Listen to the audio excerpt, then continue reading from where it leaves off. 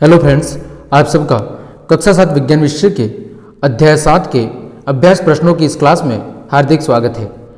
तो आज की इस क्लास में हम अध्याय 7 मौसम, जलवायु तथा जलवायु के अनुरूप जंतुओं द्वारा अनुकूलन के अभ्यास प्रश्नों को सॉल्व करेंगे।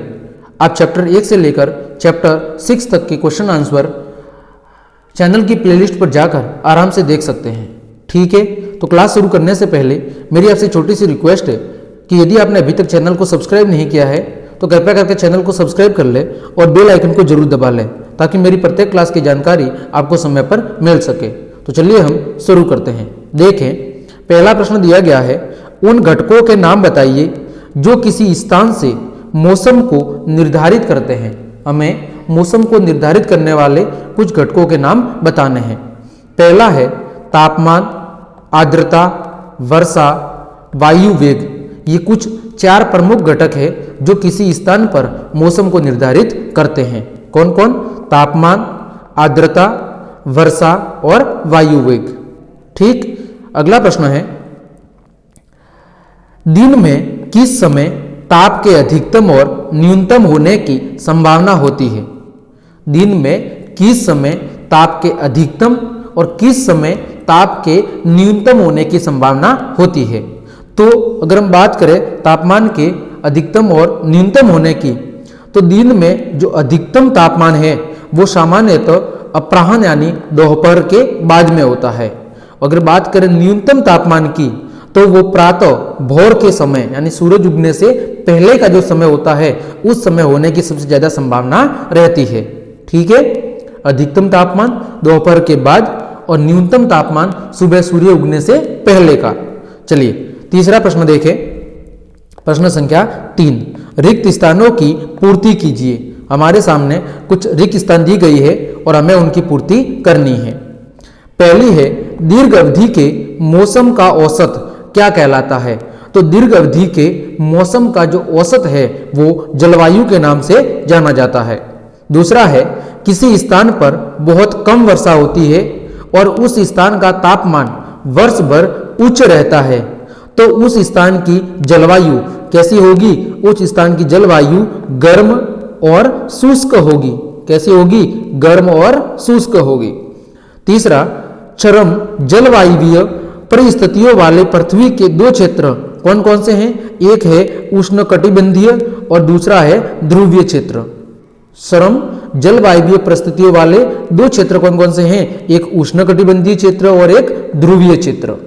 चलिए अगला प्रश्न, निम्नलिखित क्षेत्रों की जलवायु का प्रकार बताइए। हमारे सामने कुछ स्थानों के नाम लिखे गए हैं और बताना है कि यहाँ पर किस प्रकार की जलवायु पाई जाती है। पहला है जम्मू कश्मीर। तो जम्मू कश्मीर भारत का सबसे उत्तरी क्षेत्र है। वहां पर शीत और आर्द्र प्रकार की जलवायु पाई जाती है। वहां बहुत समय तक ठंड रहती है और हमेशा आर्द्र का मतलब है नमी युक्त जलवायु पाई जाती है। दूसरा है केरल। तो केरल एक समुद्री तटीय इलाका है। यहाँ पर मध्यम गर्म और मध्यम आर्द्र स्थिति वाली जलवायु पाई जाती है। तीसरा है राजस्थान, जो कि रेगिस्तानी इलाका है। तो यहाँ पर गर्म और शुष्क जलवायु पाई जाती है।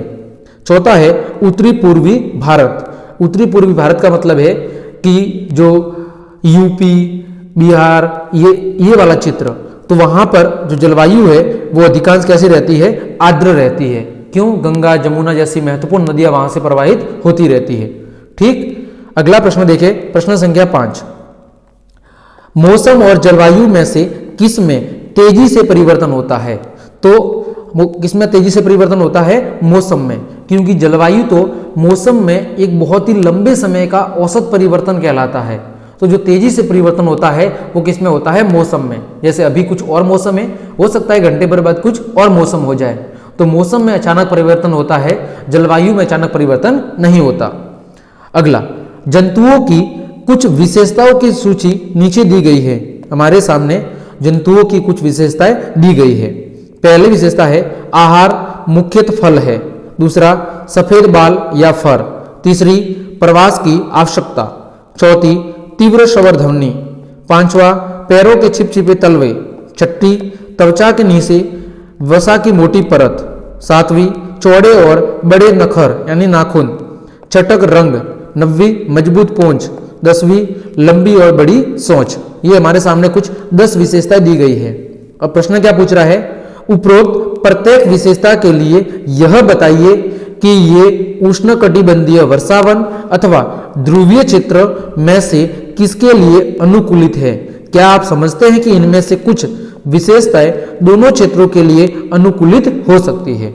एक तो उष्णकटिबंधीय वर्षावन और दूसरे ध्रुवीय क्षेत्र जहां पर एनी टाइम बर्फ रहती है। तो हमें बताना है कि इनमें से कौन कौन सी विशेषता वाले जीव उष्णकटिबंधीय वर्षावन वाले क्षेत्रों में पाए जा सकते हैं और कौन कौन से जीव ध्रुवीय क्षेत्रों में पाए जा सकते हैं और कौन से ऐसे जीव है जो दोनों ही स्थानों पर रह सकते हैं। तो सबसे पहले हम बात करते हैं कि उष्णकटिबंधीय वर्षावन वाले क्षेत्र के लिए अनुकूल जीव कौन कौन है जो वहां पर आसानी से रह सकते हैं। तो पहला वो जीव जिनका जो आहार भोजन है वो क्या है, मुख्यतः फल है। दूसरा, जिनकी आवाज कैसी है, तेज आवाज है। तीसरा, जिनके पैरों के तलवे कैसे हैं, चिपचिपे हैं। चौथा, उनके रंग कैसे हैं, चटक रंग है। पांचवा, उनकी पूंछ कैसी होनी चाहिए, मजबूत। और छठी विशेषता, लंबी और बड़ी सोच। तो जिनकी विशेषता ये है, ये जीव इस क्षेत्र में रह सकते हैं। ठीक, वही बात करें हम कि ध्रुवीय क्षेत्र में कौन कौन से जीव रह सकते हैं। तो पहला, जिन जीवों के बाल कैसे हैं, सफेद बाल या फर है। दूसरा, प्रवास की आवश्यकता, जिनको रहने के लिए प्रवास की आवश्यकता पड़ती है। तीसरा, त्वचा के नीचे वसा की मोटी परत, क्यों, क्योंकि ध्रुवीय क्षेत्रों में बहुत ज्यादा सर्दी होती है। और चौड़े और बड़े नाखून, ताकि उन्हें बर्फ में चलने में आसानी हो। तो ये विशेषता वाले जो जीव है वो ध्रुवीय क्षेत्र में रह सकते हैं। अब हम बात कर रहे हैं कि कुछ जीव जो इन दोनों क्षेत्रों में रह सकते हैं। तो एक तो जिनके बाल अधिक है वो वाले जीव, दूसरे जिनके जो त्वचा के नीचे वसा की मोटी परत है वो वाले जीव, और एक मोटी त्वचा वाले जीव। ये जो 3 विशेषता है, इन 3 विशेषताओं वाले जीव दोनों क्षेत्रों में रह सकते हैं। उष्णकटिबंधीय वर्षावन वाले क्षेत्रों में भी रह सकते हैं और ध्रुवीय क्षेत्रों में भी रह सकते हैं। ठीक, उम्मीद करता हूं आपको प्रश्न समझ में आया होगा। आगे बढ़ते हैं। उष्णकटिबंधीय वर्षावन जंतुओं की विशाल जनसंख्या को आवास प्रदान करते हैं।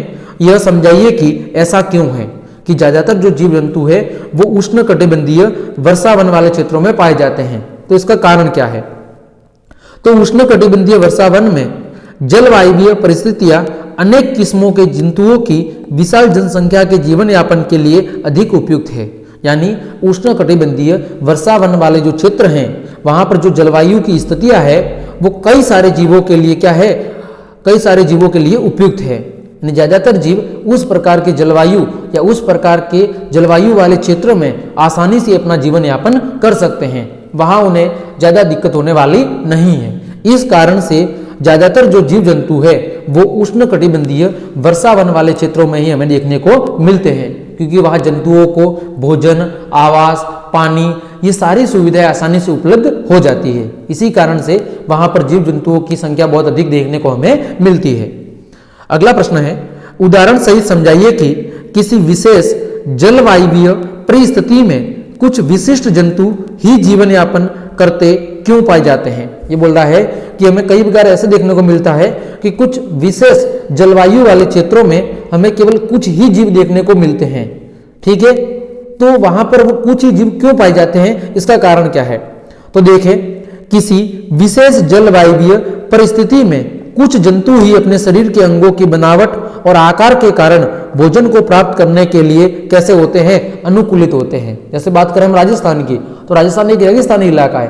अब यहाँ पे हम जो जीव जंतु हिमालय के पहाड़ों में रह रहे हैं उनको अगर राजस्थान में आके छोड़ दें तो क्या वो अपने आप को जलवायु के अनुसार अनुकूलित कर पाएंगे, नहीं कर पाएंगे। वो कुछ समय बाद ही अपने भोजन, आवास में कमी के कारण क्या हो जाएंगे, मर जाएंगे। तो ऐसे जीवों को उनके उचित आवास पर रखना ही जरूरी है।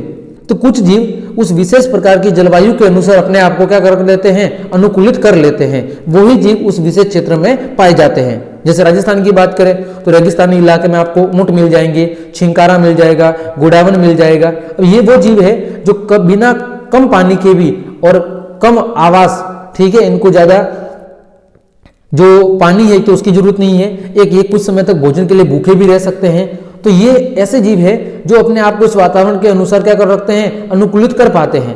अब इन्हीं जीवों को अगर मैं बहुत ठंडे इलाके जैसे ध्रुवों पर लेके जाके छोड़ दो तो ये एक दिन भी नहीं जी पाएंगे। क्यों? क्योंकि वहां की जलवायु बिल्कुल अलग है। तो किसी विशेष जलवायुवीय परिस्थिति में कुछ जंतु ही अपने शरीर के अंगों की बनावट और आकार के कारण भोजन को प्राप्त करने में कैसे होते हैं? सक्षम होते हैं। उन्हें यहाँ अन्य प्रकार के जंतुओं से भिन्न भोजन और आश्रय मिल जाता है और उनमें परस्पर स्पर्धा क्या हो जाती है? कम से कम हो जाती है। इसी कारण से ऐसे क्षेत्रों में हमें कुछ गिने चुने जीव जंतु ही देखने को मिलते हैं। उदाहरण के लिए टूकन नामक पक्षी की लंबी और बड़ी सोंच होती है, जिसकी सहायता से वह उन कमजोर शाखाओं से भी फलों को तोड़ सकता है जो उसके भार को सहन नहीं कर सकती। किसकी बात हो रही है? टूकन नामक पक्षी की। उसकी चोंच कैसी होती है? लंबी और बड़ी तीखी होती है। अब वो पक्षी ऐसे पेड़ों से भी फलों को प्राप्त कर सकता है जिसकी शाखा भले बिल्कुल कमजोर है। क्यों? कि उसकी जो सोच है वो बहुत ही कैसी है? बहुत ही मजबूत है। तो अगर वो जो शाखा जहां से वो फल को प्राप्त करना चाह रहे हैं वहां पर अगर नहीं बैठ के अगर हवा में उड़ते हुए पंखों से भी अपनी सोच की सहायता से उस फलों को क्या कर सकती है? प्राप्त कर सकती है। तो इस प्रकार कुछ विशेष गुणों वाले जीव जंतु ही कुछ विशिष्ट क्षेत्रों में पाए जाते हैं। ठीक है, जैसे ध्रुवों की बात करें तो वहां पर बहुत ज्यादा ठंड होती है, तो वहां पर ज्यादातर जो सफेद बालों वाले और घने बालों वाले भालू पाए जाते हैं। क्यों? क्योंकि एक तो उनके बड़े बड़े बाल होते हैं, इसकी वजह से वो वहां की ठंड को सहन कर पाते हैं, और उनके बड़े बड़े नाखून होते हैं ताकि वहां चलने में उन्हें समस्या नहीं होती है। वहीं पर अगर हम वहां जाके ऊंट को छोड़ दें तो ऊंट बेचारा 2 दिन में मर जाएगा, क्योंकि वहां का मौसम भी उसके अनुसार सेट नहीं हो पाएगा। चलिए अगला प्रश्न है, उष्णकटिबंधीय वर्षा वनों में रहने वाला हाथी किस प्रकार अनुकूलित है? क्या बताना है? उष्णकटिबंधीय वर्षा वनों में रहने वाला हाथी किस प्रकार अनुकूलित है? तो देखें, उष्णकटिबंधीय वर्षा वनों में रहने वाले विशाल शरीर वाला हाथी अपने शरीर के अंगों की बनावट के कारण कैसा है? अनुकूलित है। उसकी लंबी सूंड सूंघने और भोजन उठाने का कार्य आसानी से कर सकती है। उसके जो बाह्य रूपांतरित दांत है उनकी सहायता से, जिन्हें हम रद कहते हैं, वो अपने पसंद के वृक्षों की छाल को आसानी से क्या कर सकता है? छील सकता है। उसके लंबे बड़े कान बहुत हल्की ध्वनि को भी आसानी से सुन सकते हैं। और वर्षा वनों की गर्म और आर्द्र जलवायु हाथी को ठंडा रखने में कैसे है? सहायक है। इस प्रकार हम कह सकते हैं कि जो उष्णकटिबंधीय वर्षा वन की जितनी भी स्थितियां होती है वो सारी स्थितियों के अनुसार हाथी अपने आप को क्या कर सकता है? अनुकूलित कर सकता है। इसी कारण हाथी पर्याप्त मात्रा में वहां पर पाए जाते हैं। अगला प्रश्न है, निम्नलिखित प्रश्नों के सही विकल्प चुनिए। देखें, कोई मांसाहारी जंतु जिनके शरीर पर धारियां होती है अपने शिकार को पकड़ते समय बहुत तेजी से भागता है, इसके पाए जाने की संभावना कहां पर सबसे अधिक है? कैसा जंतु है? मांसाहारी, और उसके शरीर पर क्या है? धारियां है, और वो जब अपने शिकार को पकड़ने के लिए दौड़ता है तो बहुत तेज गति से भाग सकता है। तो ऐसे जीव कहां पाए जा सकते हैं? तो ऐसे जीव उष्णकटिबंधीय वर्षा वन में पाए जा सकते हैं। क्यों? क्योंकि ध्रुवीय क्षेत्र में तो बर्फ जमी होगी, वहां पर कोई जीव बहुत तेजी से नहीं दौड़ सकता। मरुस्थल में बहुत सारी रेत होगी, वहां पर भी कोई जीव तेजी से नहीं भाग सकता। फिर महासागर, वहां तो पानी ही पानी है, तो वहां तो पूरा जो जीव है वो पानी के अंदर ही अपना आवागमन कर सकता है। तो संभावना कहाँ अधिक है? उष्णकटिबंधीय वर्षा वन में। अगला है, ध्रुवीय भालू को अत्यधिक ठंडी जलवायु में रहने के लिए कौन सी विशेषताएं अनुकूलित करती है? अभी हमने बात की थी कि ध्रुवीय भालू की सबसे बड़ी विशेषता क्या होती है? उसके शरीर पर लंबे लंबे बाल होते हैं, त्वचा के नीचे वसा की मोटी परत होती है, और साथ ही तीव्र सूंघने की क्षमता और उसके बड़े नाखून। ये सारी जो विशेषता है ये ध्रुवीय भालू को उस ध्रुवों पर जहां पर एनी टाइम बर्फ जमी रहती है वहां पर रहने के अनुकूल बनाती है।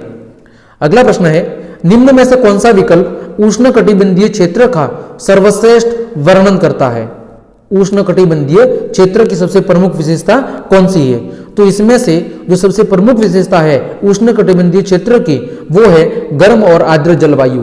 कि उष्णकटिबंधीय क्षेत्रों में कुछ समय के लिए जलवायु गर्म रहती है और कुछ समय के लिए जलवायु कैसी रहती है? आर्द्र रहती है, यानी न तो ज्यादा गर्म रहती है और न ही ज्यादा आर्द्र। इसी कारण इन क्षेत्रों में अधिकांश जीव जंतु हमें देखने को मिलते हैं। ठीक है, तो इस प्रकार हमने आपके अभ्यास के सभी प्रश्नों को अच्छे से सॉल्व कर लिया है। तो क्लास देखने के लिए आप सभी को धन्यवाद। अगर आपको क्लास पसंद आई है तो लाइक, कमेंट, शेयर और सब्सक्राइब जरूर कर ले। धन्यवाद।